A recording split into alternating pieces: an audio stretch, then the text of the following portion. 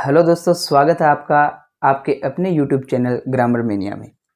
अगर आपने first time इस चैनल पे विजिट कर रहे हो तो इस चैनल को सब्सक्राइब कीजिए और आज का वीडियो देखने से पहले जो पहले 2 वीडियोज़ मैंने अपलोड किए हैं एक बार वो ज़रूर देख लीजिए, ताकि आज का वीडियो जो है वो आपको अच्छे से, आज का लेसन जो है आपको अच्छे से क्लियर हो जाए।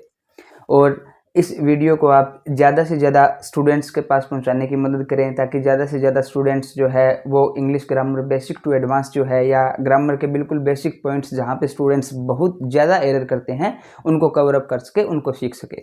तो पहले की क्लासेस के अंदर हमने क्या किया था, हमने सेंटेंस, फ्रेज, क्लोज उनके बारे में थोड़ी जानकारी ली थी। उसके बाद में कल की क्लास में हमने देखा था कि किस तरह से एक सब्जेक्ट और एक वर्ब जो है उनका रिलेशन होता है आपस में। सिंगुलर सब्जेक्ट होता है वो सिंगुलर वर्ब लेता है, प्लूरल सब्जेक्ट होता है वो अपने साथ प्लूरल वर्ब लेता है। और सिंगुलर सब्जेक्ट कौन से होते हैं, प्लूरल कौन से होते हैं, प्लूरल वर्ब कौन सी होती है। प्रोनाउन का एक चार्ट जो है वो भी हमने पढ़ा था कि कौन सी pronoun as a singular consider की जाती है, कौन सी प्रोनाउन प्लूरल होती है, और उसके बेस पे कुछ क्वेश्चंस भी हमने लास्ट में किए थे। तो आज की क्लास जो है वो वास्तव में बहुत ही ज़्यादा इम्पोर्टेंट है। काफ़ी कुछ आपको सीखने को मिलेगा इस क्लास में, और बहुत से क्वेश्चंस जो है ऐसे आपको क्लियर होंगे जहां पर आप अक्सर गलतियां करते हो, अक्सर डाउट वाली स्थिति जो है वो आपके माइंड में पैदा हो जाती है। तो आज की क्लास हमारी बेसिकली ऑक्सिलरी वर्ब्स के ऊपर रहेगी, जिन्हें आप हेल्पिंग वर्ब भी बोल देते हैं। तो फंक्शन ऑफ ऑक्सिलरी वर्ब्स जो है वो हम आज की क्लास में पढ़ेंगे।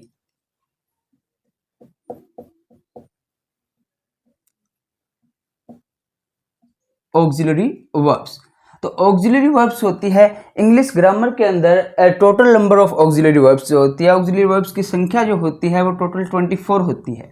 24 ऑक्सिलरी वर्ब हमारी ग्रामर के अंदर होती है। 24 में से अगर मैं इनको डिवाइड करूं कि 3 ग्रुप में इसको डिवाइड किया गया है, 24 में से आपकी 11 जो ऑक्सिलरी वर्ब्स होती है वो प्राइमरी ऑक्सिलरी वर्ब्स जो है वो होती है। 11 के बाद 10 आपकी होती है मॉडल ऑक्सिलरी वर्ब्स होती है, और 3 आपकी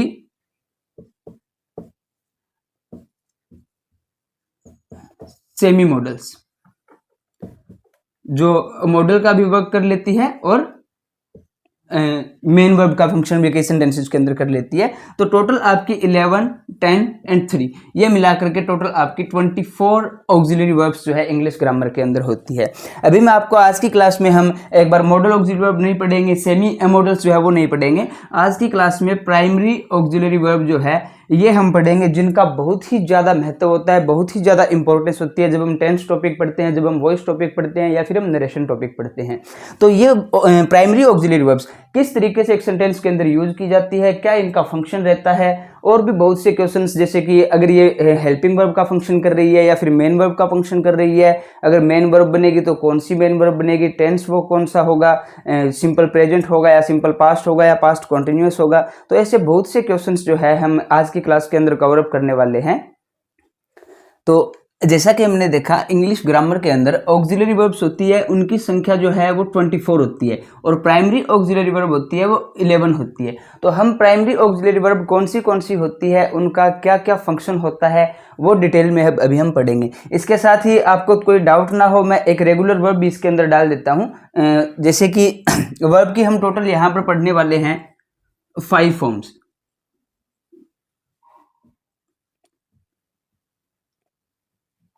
5 वर्ब की फॉर्म्स जो हम यहाँ पे पढ़ने वाले हैं, V1, V2, V3, V4 and V5। तो इसके अंदर हम फर्स्ट फॉर्म में डाल देते हैं, जैसे go, went, gone. V1 plus ING जो कि V4 गोइंग कॉन्टिन्यूस टेंस को शो करती है, और V5 आपकी सिंगुलर वर्ब गोस, एस या ES वाली फॉर्म। अभी इन वर्ब का हम एक बार नामकरण करते हैं कि V1 का हम क्या नाम रखें, V2 का क्या नाम रखें, V3 का क्या नाम रखें। तो वर्ब की फर्स्ट फॉर्म जो होती है ना, वो प्रेजेंट टेंस के अंदर यूज की जाती है, प्रेजेंट टेंस, और यह प्लूरल होती है, प्रेजेंट प्लूरल। वर्ब की सेकंड फॉर्म होती है वो हम यूज करते हैं only and only in past tense, simple past tense के अंदर इसका यूज किया जाता है। थर्ड फॉर्म को वैसे तो पास्ट पार्टिसिपल बोल देते हैं, लेकिन वो मैं आपको पार्टिसिपल टॉपिक पढ़ाऊंगा उसके अंदर क्लियर करूंगा। तो एक बार थर्ड फॉर्म को हम लिखते हैं परफेक्ट, और V4 ING वाली फॉर्म को हम लिखते हैं कॉन्टिन्यूअस। और इसके बाद V5 जो आपकी है अगेन प्रेजेंट की वर्ब है, और ये एक सिंगुलर वर्ब है। तो अभी हम उन ऑक्सिलरी वर्ब्स की लिस्ट बनाएंगे, प्राइमरी ऑक्सिलरी वर्ब्स की, जो हम टेंस के अंदर यूज करते हैं, as a helping verb use करते हैं या as a main verb use करते हैं। तो वो चीज़ें हम जैसे जैसे आज का सेशन जो आगे बढ़ेगा उसके अंदर क्लियर करेंगे। तो सबसे पहले हम लेते हैं यहाँ पर verb to be. Verb to be की कौन सी फॉर्म होती है, और इसका मतलब होता है होना, यानी यह हमें किसी चीज के होने का बोध करवाएगी। जैसे he is present in the class, he is present in the class, वह क्लास में उपस्थित है तो उसके क्लास में उपस्थित होने का बोध करवा रही है। ही वॉज इल, वह बीमार था तो उसके बीमार होने का बोध करवा रही है। तो वर्ब टू बी जो है किसी चीज के होने का, किसी स्टेट के होने का, किसी अवस्था के होने का बोध हमें करवाता है। तो इसके अंदर जो फर्स्ट फॉर्म इसकी रहेगी वो रहेगी एम और आर, सेकेंड फॉर्म इसकी रहेगी वाज और वर, थर्ड फॉर्म इसकी रहेगी बीन, फोर्थ फॉर्म बीइंग, और फिफ्थ फॉर्म इज। इसके बाद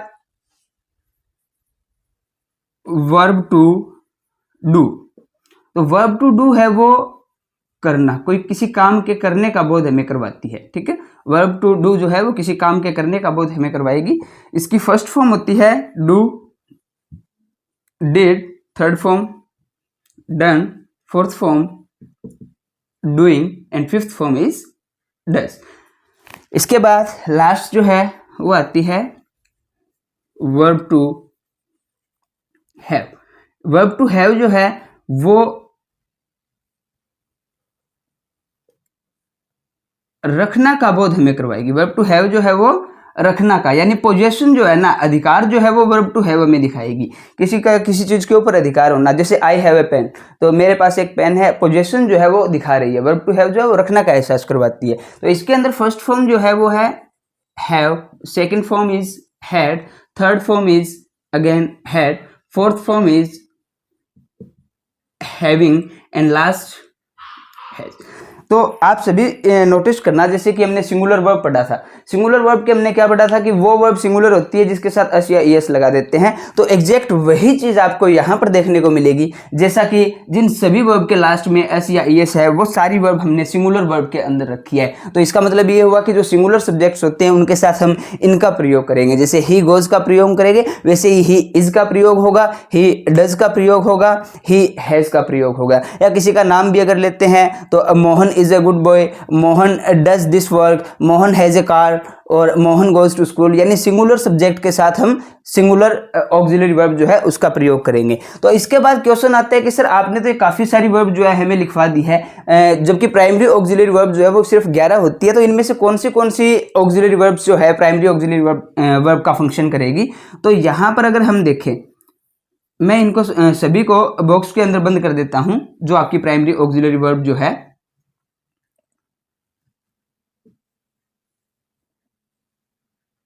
सबसे ऊपर वाली वर्ब जो है वो इसको मैंने नहीं लिया क्योंकि एक रेगुलर वर्ब है। इसके बाद बची हुई वर्ब जो है 1 2 3 4 5 6 7 8 9 10 11, तो ये 11 ऑक्सिलरी वर्ब्स जो है वो आपकी प्राइमरी ऑक्सिलरी वर्ब का फंक्शन करती है। अब आगे हम ये पढ़ने वाले हैं कि इन 11 प्राइमरी ऑक्सिलरी वर्ब जो है वो कहाँ कहाँ पर प्रयोग की जाती है, किस तरह से प्रयोग की जाती है, क्या ये हेल्पिंग वर्ब होती है या फिर ये मेन वर्ब होती है। तो एक बार आप इस टेबल को अच्छे से नोट डाउन कर लीजिएगा, इसका स्क्रीनशॉट लेकर के अपनी नोटबुक के अंदर इस टेबल को अच्छे से उतार लीजिएगा, क्योंकि जब तक हम टेंस पढ़ेंगे, जब तक हम वॉइस पढ़ेंगे, जब तक हम नरेशन पढ़ेंगे, ये टेबल जो है आपके लिए बहुत ही ज़्यादा फायदेमंद होने वाली है। और इस बात का आपको पता अभी थोड़े समय बाद लग जाएगा, जैसे हम कुछ एग्जाम्पल लेकर के जब हम करेंगे तो बार बार हमें इस टेबल की जरूरत पड़ेगी।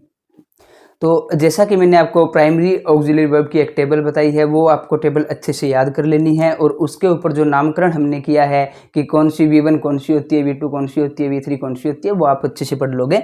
इसके बाद मैंने आपके लिए ये लिस्ट आउट कर दिया है कि ये आपकी जो है primary auxiliary verbs 11 primary auxiliary verb, जिनमें से ये वर्ब जो है वो हम प्रेजेंट टेंस के अंदर यूज करते हैं, और जो नीचे लिखी हुई वर्ब जो है वो हम पास्ट टेंस के अंदर यूज करते हैं। तो अभी आपका बहुत ही इम्पोर्टेंट टॉपिक जो है वो आने वाला है कि इस टॉपिक के अंदर हम क्या चीज़ पढ़ने वाले हैं। हम ये पढ़ेंगे कि क्या ये प्राइमरी ऑक्सिलरी वर्ब्स जो है वो हेल्पिंग वर्ब होती है या मेन वर्ब होती है। तो बहुत से स्टूडेंट्स का डाउट रहता है, जैसे कि कोई क्वेश्चन अगर हम लिखते हैं he is a good boy, और जो पूछते हैं कि यहाँ पर इज़ क्या है, तो जवाब आता है कि सर इज़ हेल्पिंग वर्ब है। तो इस डाउट को हम क्लियर करेंगे। तो दो स्ट्रक्चर मैं आपको देता हूँ। जैसे पहला स्ट्रक्चर मैं लिखता हूँ subject plus auxiliary verb plus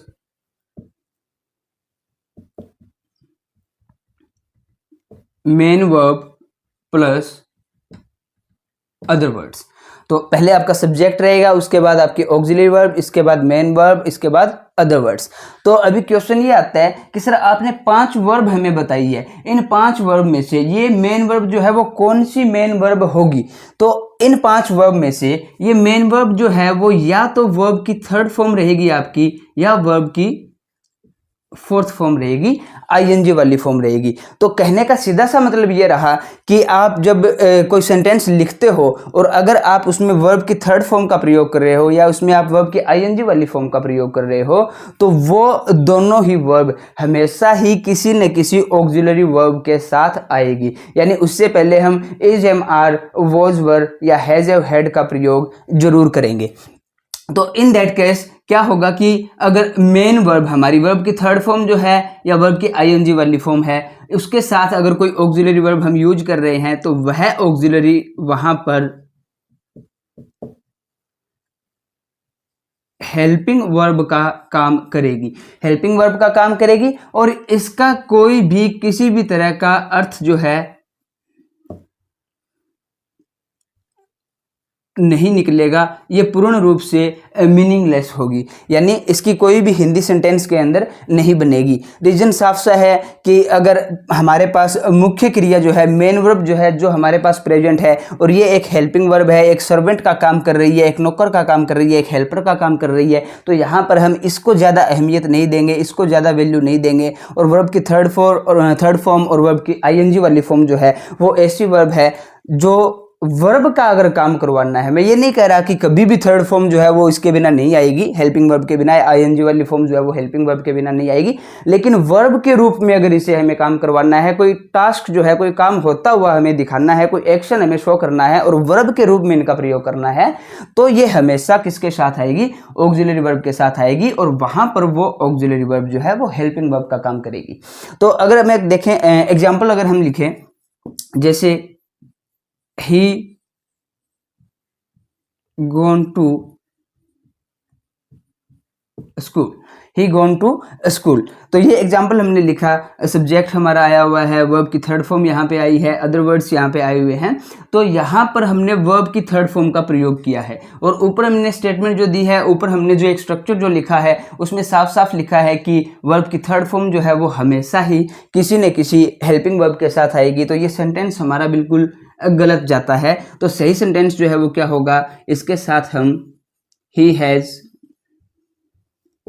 gone to school, कुछ इस तरीके से हम सेंटेंस को लिखेंगे। अभी ये सेंटेंस हमारा बिल्कुल एक्यूरेट है। अगर हम ये भी लिख देते हैं कि he have gone to school, he have gone to school, तो हमने यहाँ पे थर्ड फॉर्म का भी यूज कर लिया, उससे पहले हमने ऑक्सिलरी वर्ब का भी यूज कर लिया। रूल्स रेगुलेशन के हिसाब से पूरा सही जा रहा है, लेकिन यहाँ पर गलती जो है वो थर्ड फॉर्म की नहीं है। गलती इस कारण हो रही है, सब्जेक्ट हमारा क्या है, सिंगुलर है, और उसके साथ वर्ब हमने कौन सी यूज की है, प्लूरल है। जब आप उस टेबल को देखोगे जो थोड़ी देर पहले हमने बनाई थी, तो उस टेबल में आपको हैव जो है प्रेजेंट प्लूरल के अंदर लिखा हुआ मिलेगा, और सिंगुलर के साथ सिंगुलर वर्ब का प्रयोग किया जाता है। तो हैव काट करके यहाँ पर हम लिखेंगे हैज, तो he has gone to school, ये आपका एक्यूरेट आंसर होगा। तो अभी ये बात आपको क्लियर हो जानी चाहिए कि वर्ब की थर्ड फॉर्म जो है वो हमेशा ही एक ऑक्सिलरी वर्ब के साथ प्रयोग की जाएगी, और उस ऑक्सिलरी वर्ब को हम वहाँ हेल्पिंग वर्ब लिखेंगे। तो जैसा कि वर्ब टू हैव का पार्ट है ये, और हैव का मतलब होता है रखना, और अगर हम इस सेंटेंस की हिंदी बनाए, he has gone to school, वह स्कूल जा चुका है, तो कुछ ऐसा नहीं आएगा कि वह रखना स्कूल जा चुका है, जैसा कि इसका मीनिंग होता है। हैव का मतलब रखना होता है, लेकिन यहाँ पर ये हेल्पिंग वर्ब का काम कर रहा है, तो सिंपल इसका कोई मीनिंग नहीं निकलेगा, बिल्कुल मीनिंगलेस होगा। वह स्कूल गया या वह स्कूल जा चुका है, यानी रखना का भाव यहाँ पर नहीं देगा। कब नहीं देगा भाव? जब यह हेल्पिंग वर्ब का काम करेगा। अभी हम एक आध एग्जाम्पल और लेंगे और उसके बाद देखेंगे कि मेन वर्ब का फंक्शन ये कब करता है। साइड में हम एक और एग्जाम्पल लिखते हैं, जैसे इसी एग्जाम्पल को, ही गोइंग टू स्कूल। तो जैसा कि मैंने बताया आपको, आईएनजी वाली फॉर्म जो है, अगर वर्ब का फंक्शन हमें उससे करवाना है तो वो बिना ऑक्सिलरी वर्ब के नहीं आएगी। हम यहां पर लिखेंगे he is going to school, he is going to school. और इसी तरह अगर मैं ही के साथ इधर वर्ब का प्रयोग करता हूँ, ही के साथ इधर मैं आर का प्रयोग करता हूँ, तो ये सेंटेंस जो है हमारा रॉन्ग हो जाएगा। लेकिन उस हिसाब से नहीं होगा कि हमने ऑक्सिलरी वर्ब का यूज़ किया है, हेल्पिंग वर्ब का यूज़ किया है मेन वर्ब से पहले, ये सिंगुलर और प्लूरल वाली मिस्टेक होगी। तो हमें यहाँ पर भी जो ऑक्सिलरी वर्ब हम मेन वर्ब से पहले लगा रहे हैं, तो सब्जेक्ट के अकॉर्डिंग ही उसका प्रयोग किया जाएगा। अगर सब्जेक्ट सिंगुलर है तो हम सिंगुलर ऑक्सिलरी का प्रयोग करेंगे, अगर प्लूरल है तो प्लूरल ऑक्सिलरी वर्ब का प्रयोग करेंगे। और वो हम उस टेबल से अच्छे से सीख सकते हैं कि कौन सी वर्ब आपकी सिंगुलर होती है और कौन सी वर्ब को हम प्लूरल के अंदर पढ़ते हैं। तो जैसा कि हमने अभी इस स्ट्रक्चर के थ्रू कुछ एग्जांपल लेकर के देखा कि वर्ब की थर्ड फॉर्म और वर्ब की फोर्थ फॉर्म जो होती है वो हमेशा ऑक्सिलरी वर्ब के साथ आती है, और वो ऑक्सिलरी वर्ब वहाँ पर मीनिंगलेस होगी, हेल्पिंग वर्ब का काम करेगी। अभी एक और स्ट्रक्चर हम लेके देखते हैं कि ये ऑक्सिलरी वर्ब्स जो है, जितनी भी ऑक्सिलरी वर्ब है आपकी, वो मेन वर्ब का फंक्शन भी कर सकती है क्या? अगर कर सकती है तो हमारा स्ट्रक्चर किस तरह का होगा? तो subject plus auxiliary verb plus other word. तो इस स्ट्रक्चर के अंदर अगर हम देखें तो सब्जेक्ट ऊपर वाले से अगर मैच करें, सब्जेक्ट जो है वो है, ऑक्सिलरी वर्ब भी इसके अंदर है, उसके बाद मेन वर्ब यहाँ पे प्रेजेंट नहीं है। तो अगर मालिक खुद यहाँ पर प्रेजेंट नहीं है तो ये ऑक्सिलरी वर्ब जो है यहाँ पर खुद मालिक बन जाएगी। ये ऑक्सिलरी वर्ब यहाँ पर मेन वर्ब का फंक्शन करेगी। और जैसा कि ऊपर वाले में हेल्पिंग वर्ब थी, तब ये क्या थी? तब यहाँ मीनिंगलेस थी बिल्कुल ये। और अगर अब हम इसका सेंटेंस का कोई एग्जांपल लेकर के देखेंगे स्ट्रक्चर के अकॉर्डिंग, तो ये ऑक्सिलरी वर्ब जो है उसका पूरा मीनिंग निकलेगा, पूरी मीनिंगफुल होगी ये। जैसे कि हम एग्जांपल देखें, आई have a car, I have a car, मेरे पास एक गाड़ी है। तो यहाँ पर ये हैव जो है वो रखना का भाव दे रहा है, ये हैव जो है वो पोजेशन दिखा रहा है, ये हैव जो है वो अपना अधिकार जो है वो दिखा रहा है। जबकि थोड़ी देर पहले हमने जो एग्जांपल लिया था उसमें हैव जो है वो रखना का भाव नहीं दे रहा था, बिल्कुल मीनिंगलेस था। तो यहाँ पर ये हैव जो है वो रखना की सेंस दे रहा है। तो इस केस में हम इसको क्या कहेंगे? मेन वर्ब कहेंगे, मेन वर्ब बोलेंगे और इसका मीनिंग भी निकलेगा। और इसी तरह एक और एग्जांपल अगर हम देखें वर्ब टू बी का, he is a good boy. तो यहाँ पर इज का प्रयोग हुआ है, इज के बाद आईएनजी वाली फॉर्म का प्रयोग नहीं हुआ है। तो ये इज यहाँ पर मेन वर्ब का फंक्शन करेगा। और वह अच्छा लड़का है, यानी उसके अच्छे लड़के होने का, तो वर्ब टू बी जो है होने का बोध करवाती है, तो उसके अच्छे लड़के होने का बोध करवा रही है। तो ओवरऑल अगर हम कंक्लूजन, अगर इस जो भी हमने पढ़ा है उसका ओवरऑल निकालने कंक्लूजन, तो उसमें हम ये सीखने को हमें मिलता है कि वर्ब की थर्ड फॉर्म और वर्ब की फोर्थ फॉर्म, ये दो फॉर्म ऐसी है जो अपने से पहले ऑक्सिलरी वर्ब आएगी ही आएगी। इनसे पहले ऑक्सिलरी वर्ब पक्का आएगी, पर यह जरूरी नहीं है कि ऑक्सिलरी वर्ब के बाद वर्ब की थर्ड फॉर्म या वर्ब की फोर्थ फॉर्म आए। तो आप जब भी इन ऑक्सिलरी वर्ब्स को अकेले यूज कर रहे हो सेंटेंस में, यानी यहाँ इनके बाद वर्ब की थर्ड फॉर्म का यूज नहीं किया जा रहा है या वर्ब की फोर्थ फॉर्म का यूज नहीं किया जा रहा है, इन दैट केस ये ऑक्सिलरी वर्ब जो है खुद मेन वर्ब का फंक्शन करेगी। अब हमें कुछ एग्जांपल्स के थ्रू एक आध और एग्जांपल लेकर के उसको पूरा डिटेल में हम पढ़ने की कोशिश करते हैं, और कोशिश करूँगा मैं कि आपको ऐसे एग्जाम्पल दूँ कि जिससे एक बार में ही आपको ये चीज़ें क्लियर हो जाए। तो जो भी हमने पढ़ा ऑक्सिलरी वर्ब के बारे में, उसके रिलेटेड हम कुछ एग्जांपल जो है वो देखते हैं। और आई थिंक ये एग्जाम्पल जो है वो पढ़ने के बाद आपको उनके बीच का डिफरेंस जो है वो काफ़ी अच्छे से क्लियर हो जाएगा। तो जैसे मैं लिखूँ यहाँ पे I have a broken pen, I have a broken pen. और दूसरा एग्जाम्पल हम देखते हैं, आई हैव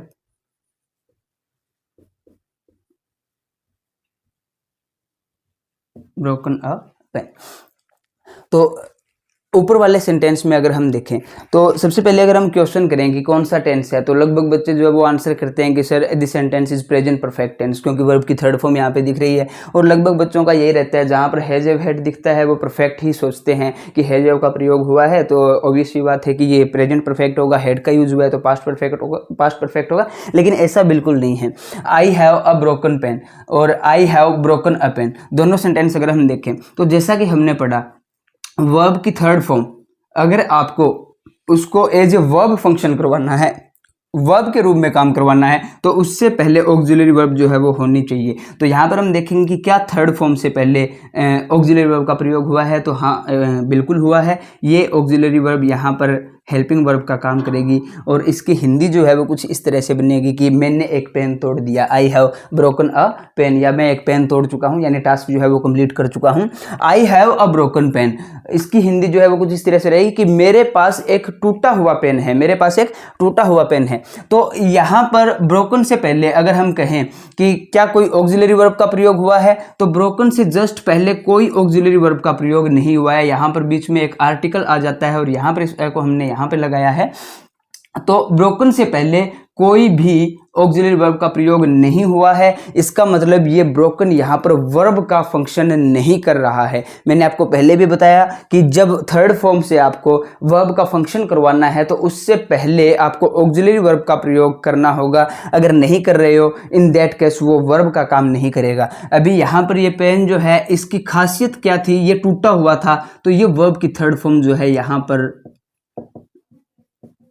एडजेक्टिव का काम कर रहा है, विशेषण का काम कर रहा है। I have a broken a pen, मेरे पास एक टूटा हुआ पेन है, और ये हैव जो है यहाँ पर रखना का भाव दे रहा है, पोजीशन दिखा रहा है कि मेरे पास एक टूटा हुआ पेन है। और नीचे वाला सेंटेंस जो है उसकी हिंदी कुछ इस तरह से रहेगी, I have broken a pen, मैंने एक पेन तोड़ दिया। तो यहाँ पर तोड़ दिया यानी कि कुछ एक्शन परफॉर्म होने का काम, यहाँ एक्शन परफॉर्म हो रहा है, एज ए वर्ब फंक्शन कर रहा है। यहाँ पर ब्रोकन जो है एडजेक्टिव का फंक्शन कर रहा है, बिकॉज इससे पहले कोई ऑक्सिलरी वर्ब का प्रयोग हमने नहीं किया है। और हैव के बाद यहाँ पर तुरंत वर्ब की थर्ड फॉर्म नहीं आई है, तो ये हैव यहाँ पर मेन वर्ब का फंक्शन कर रहा है, मीनिंगफुल है, अधिकार बताने का काम कर रहा है, पोजीशन बताने का काम कर रहा है। एक और एग्जाम्पल देखते हैं,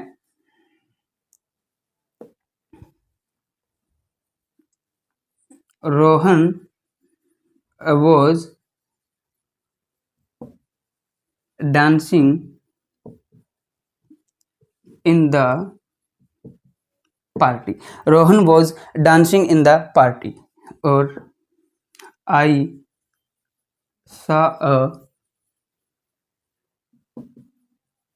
dancing car in पीके। तो आमिर खान की एक मूवी जो है पीके, काफ़ी फेमस जो, तो उसमें एक डांसिंग कार का जिक्र होता है।